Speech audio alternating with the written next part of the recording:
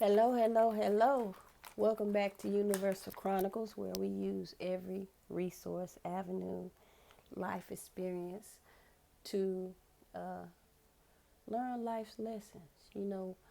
Um, we can use a movie, a TV show, we can use a book, we can use a song, we can use a meme, a social media post, pretty much anything to learn something about ourselves, to learn a lesson that we need to learn in life to discover and align uh, with, you know, I'm sorry. It's probably like the fifth time I did this video. But yeah, you can pretty much use anything to learn a lesson if you just pay attention. It's information, messages all around. We are in the age of Aquarius. Information is readily available. Not just in books, movies, and music, not just in those things, but just within your dream state, spiritually speaking, within your soul.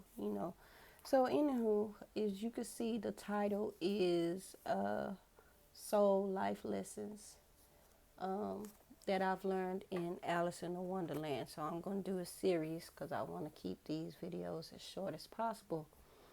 And so, this is going to be episode 1. And I'm just going to jump right in. Now, understand, we all have different lessons to learn. So, some of these you can relate to, and some of them you may not be able to relate to. Some of them you probably already learned, you know. But if you know of someone that it could help, then feel free to share. So, in the beginning of this movie, Alice in the Wonderland, I'm referring to the one with Johnny Depp in it, right? They have Alice in the Wonderland, and then they have Alice in Through the Looking Glass, and I will be using that one as well because it does a backstory on the Hatter, and it has some good messages in it in regards to family, right? So Alice is a 6 or 7 year old girl, and she's been having this reoccurring dream in which she refers to as a nightmare because in this dream she there's things that she sees that she can't explain, and she doesn't see this in her awakened state. And so she tells her father about this dream. Now her father is a visionary, he's an explorer, he's a tradesman. He goes, out to sea, and he makes trades with different countries and things like that. He's a visionary. He has big dreams, big ideas for his businesses, and his peers, when he shared these ideas with his peers, they say, he crazy. Like, dude, that's impossible. And his response would be, to make something that is impossible possible, you must first believe that it is possible, right? And this is something that he instilled in his daughter, Alice. So, Alice is in the bed and she's telling her dad, about the dream. And she's like, it's always the same. There's a rabbit, there's a blue caterpillar, and there's these strange creatures. And she says to her dad, she says, Father, am I going around the bend? In our words, am I tripping? Am I schizophrenic? Am I going crazy? What's going on? Right? And her dad says, well, if you are asking, are you mad, bonkers, off your rockers? Then yes, you are. And he said, but most great people are, right? So, and he could say that because he had all these great ideas that was outside of the box, and his peers thought he was crazy. And so, um, she was able to share those kind of things with her dad. right? Now, fast forward to 13 years later, and Alice is now 19. Her dad has passed on, right? And, 19 for a lot of us is when we, most of the time, are going out on our own. If we're not going to college, we're beginning to build our own lives apart from our homes that we grew up in with our parents. We're finding our own circle of friends, employment if you're not going to college, or entrepreneurship. It's a pivotal point, excuse me. And if you think about 19, right, you have one, the number one, which symbolizes independence. It's a symbol of confidence, power, action, and it also inspires us to take control of our future and to embrace new beginnings. Whereas the number nine represents endings, it represents the ending of a cycle of some kind. But together, right, they make the number 10. 1 plus 9 is 10. And of course, 1 plus 0 is 1. The 10 breaks down to a 1. Again, 1 representing new beginnings, power, confidence, that thing. So, yeah, this is a pivotal time for her. So something is about to end, but something is about to begin. So won't you journey with me and Alice into Wonderland? While we talking about Alice, we about to go down our own rabbit hole, and maybe through this you'll discover some things within yourself or be able to identify, with some of these lessons and some of these pressures that we're going to talk about, right?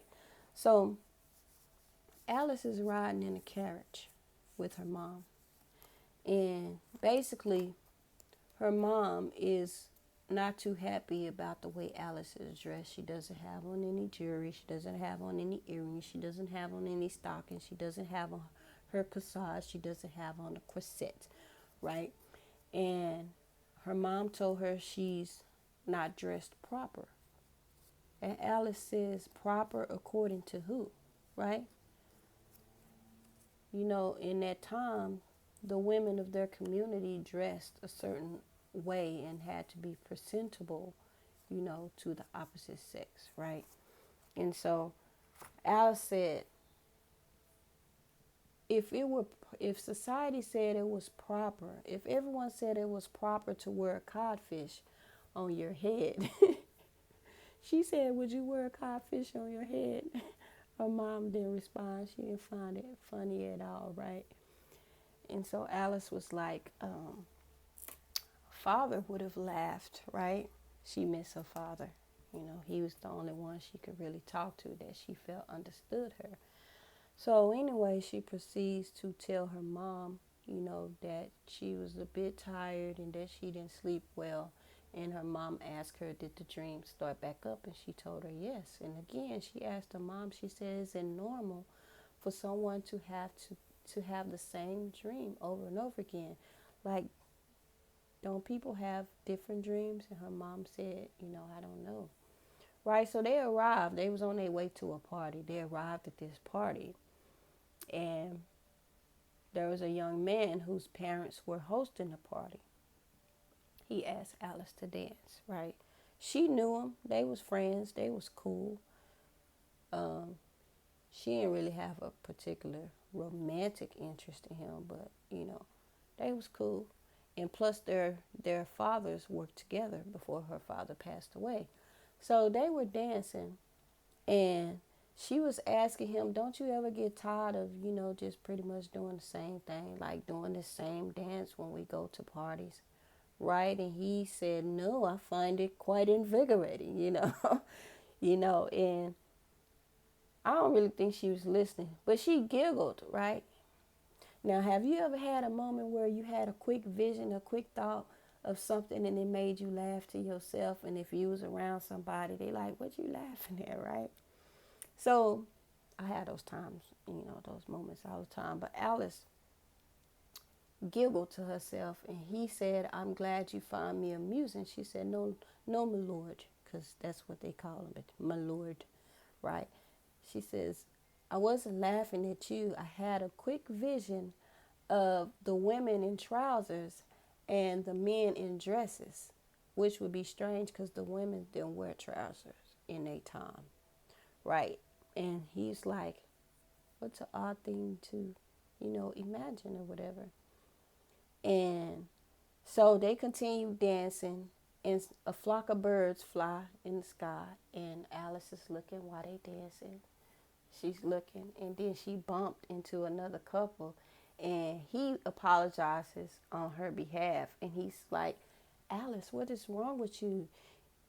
Where's your head at?" And she said, "I just wondered what it would be like to fly." And he's like, "Why would you ever wonder such a thing?" Right? He says, "You should keep your thoughts to yourself, basically, and if you're unsure of what to say, just be quiet." Okay, I know Alice don't want to be with him. He don't even know how to just let his imagination take him places, right? He's not a dreamer, apparently, right? So, anyway, she excused herself, and as she excused herself, she came up on a set of twins, two females.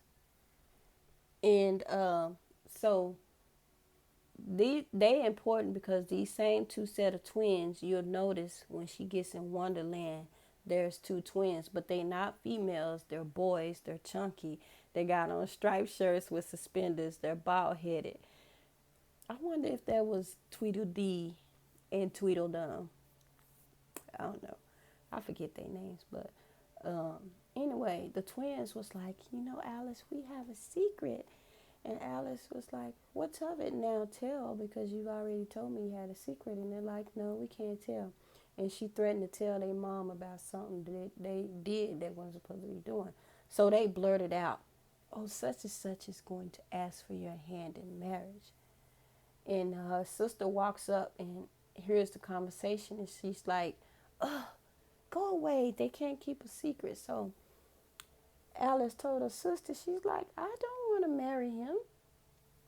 Alice said, "But it's time, Alice, and he's a lord. You can't do better than a lord. You will all get married and you will be happy like me and my husband." She was like, "You don't want to be a burden on mom, do you?" And Alice is like, "No." And she's like, "You don't want to end up like Aunt Imogene, do you?" And Alice just kind of looked over at Aunt Imogene, right? Now, Aunt Imogene had this delusion. They thought she was delusional because she had been all these years waiting for a prince to come that she was calling her fiance. So she never married and she never had kids. So she's lonely, right? And so Alice, left her sister and went off.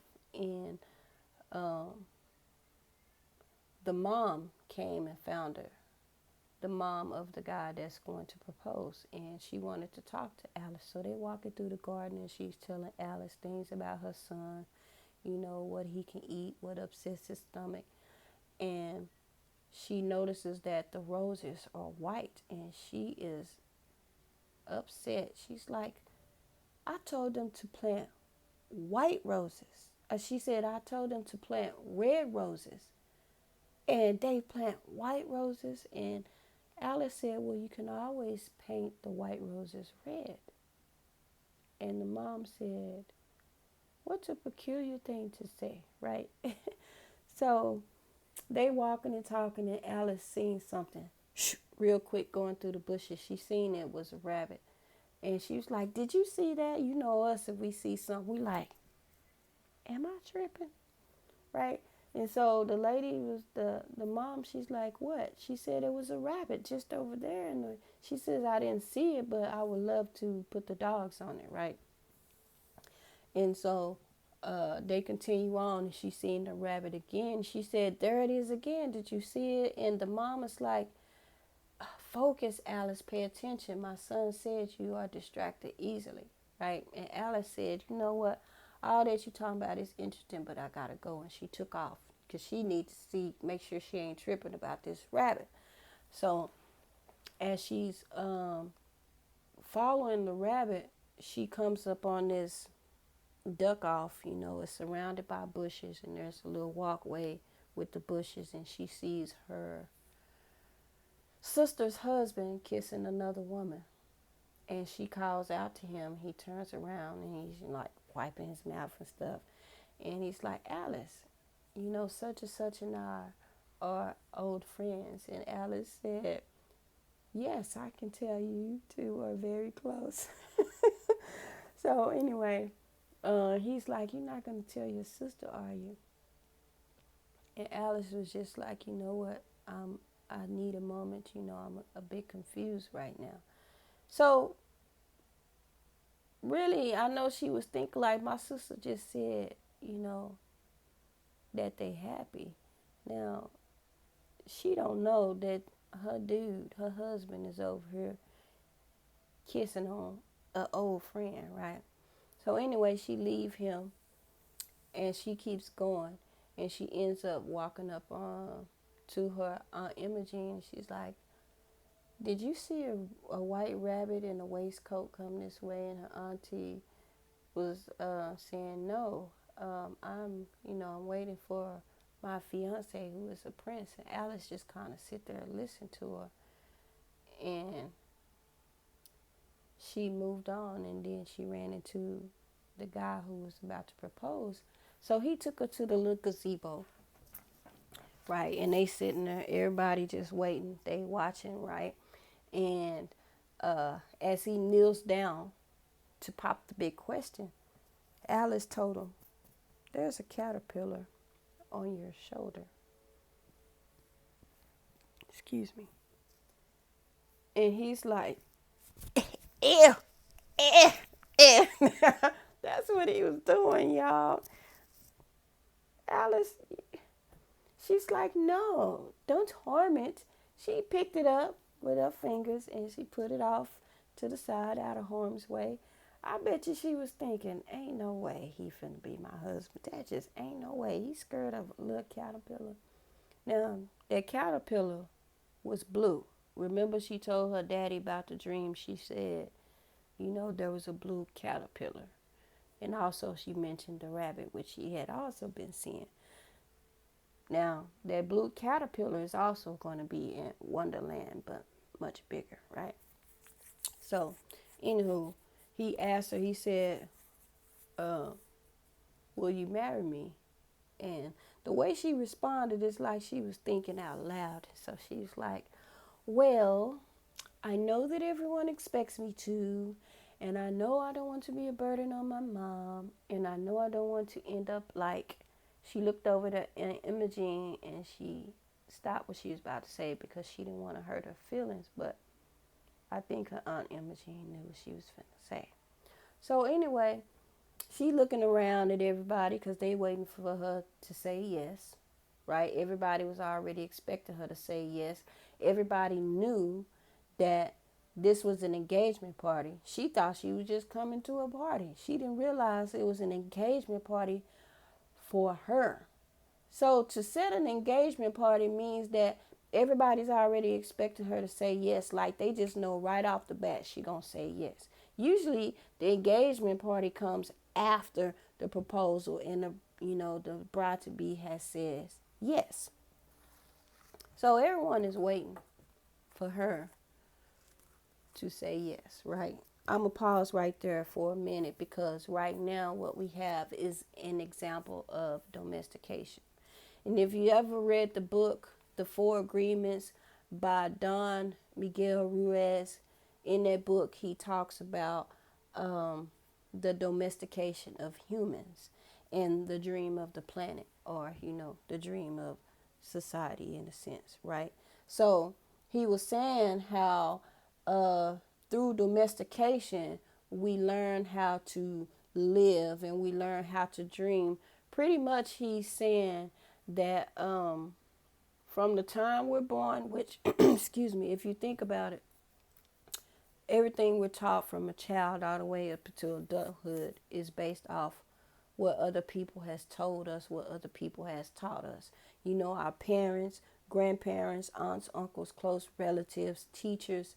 You know, if you was a family that went to church, the preachers, the church members, um, TV, movies, TV shows, all teach us how to behave, how to dress, what's proper, what's improper, what society deems to be uh, correct, what's politically correct and all of that.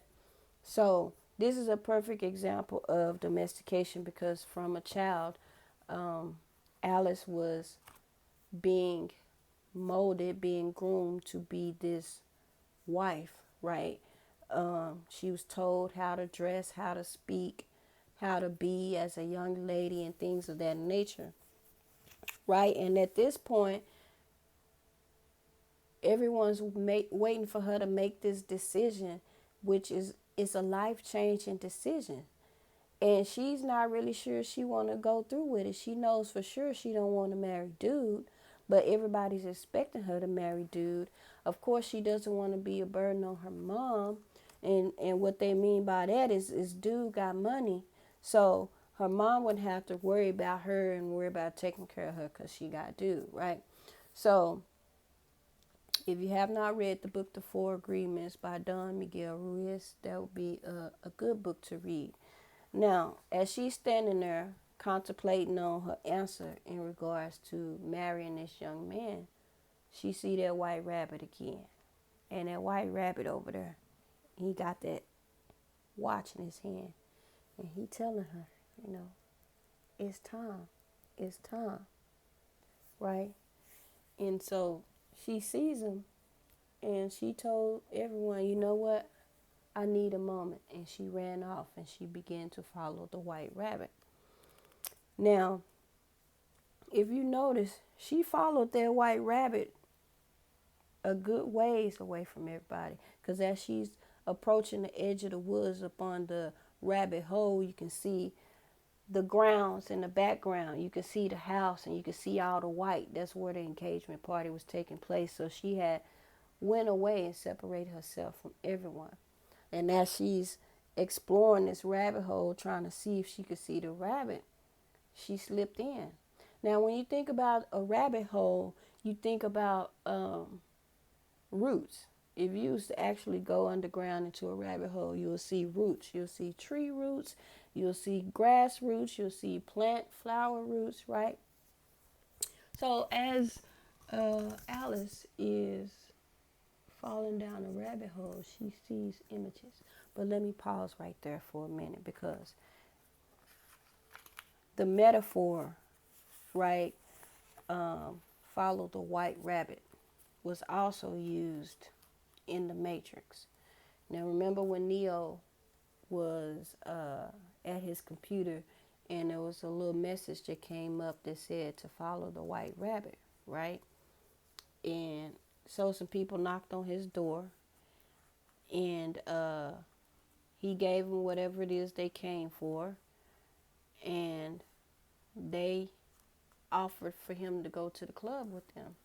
And he's like, no, I got to get up early in the morning. I got work in the morning. So, he's still in the matrix. He got to get up and clock in. He got to be at work when they tell him to be at work. You know what I'm saying? So, anyway, as one of the young ladies that was in the group turns around, there is a, excuse me, there is a tattoo of a white rabbit on the back of her shoulder. He sees the white rabbit and he decides he gonna go, right? So, of course, we know when he went with them, he ended up meeting Trinity, which a whole thing unfolded. You know, he he met Morpheus. Strange things started happening to him, and he came up on some information that they were sharing with him that was just impossible for him to believe. in the beginning. So the metaphor to follow the white rabbit is like to follow an unlikely clue, finding yourself in the middle of an extraordinary situation, and it often challenges your beliefs and changes your life, right? So now the term into the rabbit hole, right? You probably heard that term used a lot too, especially in the world of spirituality. Because a lot of times when people say they're going down a rabbit hole, that means they're about to venture on some uncharted territories for them, not necessarily for everyone else, but for them. And uh, they're going to be in search of something that they had not searched for before. They have questions. And you know, a lot of times we have ideas, you know, that come up, or we have an urge to study certain things, but we kind of push it back because it's like, well, why would I study that? And I was taught growing up that that was wrong, or I was taught growing up that that was witchcraft, or I was taught this growing up. So you don't entertain whatever that is. But that is the white rabbit, that idea, you know, that you had that to go study a particular subject, right? If it's astrology or something just that's out of the ordinary from what you was taught growing up, that's the white rabbit. So if you ever have something that just keeps coming up, and though it doesn't fit into what your family deemed to be proper or what is right, it's coming up for a reason, right? And ultimately, in the end, it's going to help you discover some things about yourself and land you closer to your genuine, authentic self, right? To your own personal truth. So, um, yeah, a lot of times when people are going through spiritual awakenings, they use the term into the rabbit's hole because, you know, it's unknown what they're going to go into. And then, of course, you're going to come into some information that is going to be challenging because you knew a particular thing growing up, just to turn around and find out that ain't what that is, right? So anyway, she falls down the rabbit hole.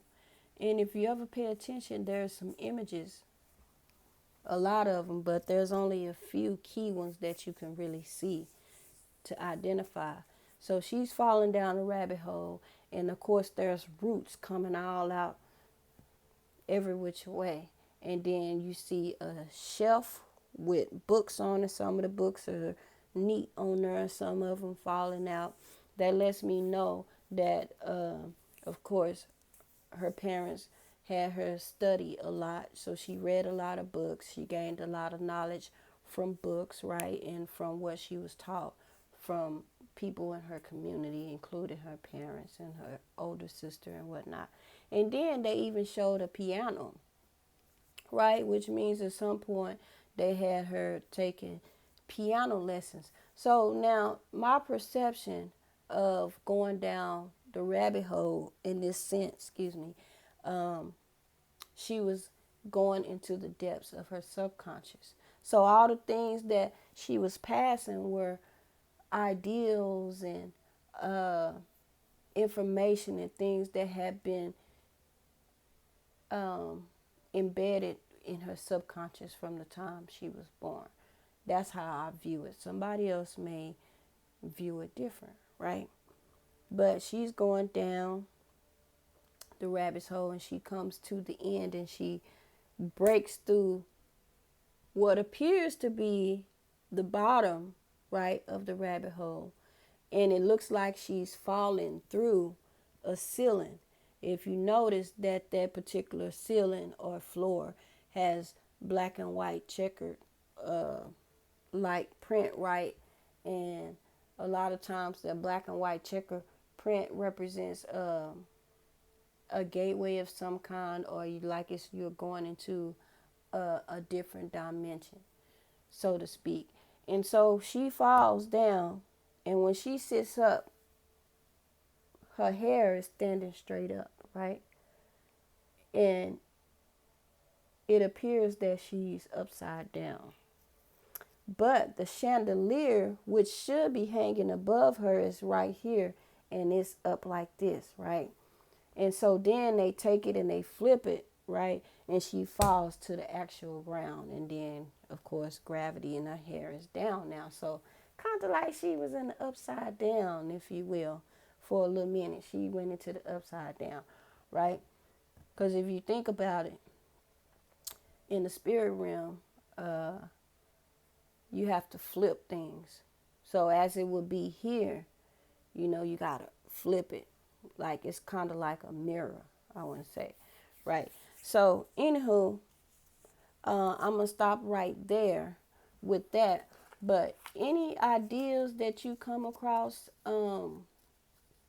that are out of your normal, that seems unusual, and it's like, well, why would I want to study that? Why do I keep feeling like I want to study this? Or why I keep feeling like I want to do this? And say for instance, if you want to study astrology and you've been told studying astrology and doing astrology is witchcraft or whatever, but you feel a strong urge to do so. That strong urge to study astrology is like the white rabbit.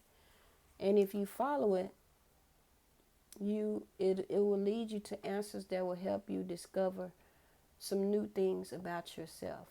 Now, of course, when you go down the rabbit's hole, you're going to have to unlearn some stuff, and you're going to be learning some new things, right? And it will be challenging. But just hang out with me as I go through this series, and, we'll break down some of the things that Alice experienced, and hopefully you'll find yourself within these scenarios, if you will. But I'm going to leave it right there. I hope you guys do enjoy it. As y'all can see, I do like to talk, and I like to watch movies. But when I watch movies, I take information from them, and a lot of times they help me in my current dilemmas, right? Help me see something that I didn't see before. So, not for entertainment so much, but I can take a lot, from movies as well as you can. So, again, thank you. I'm going to leave it right there. I'll talk to y'all next time. Peace.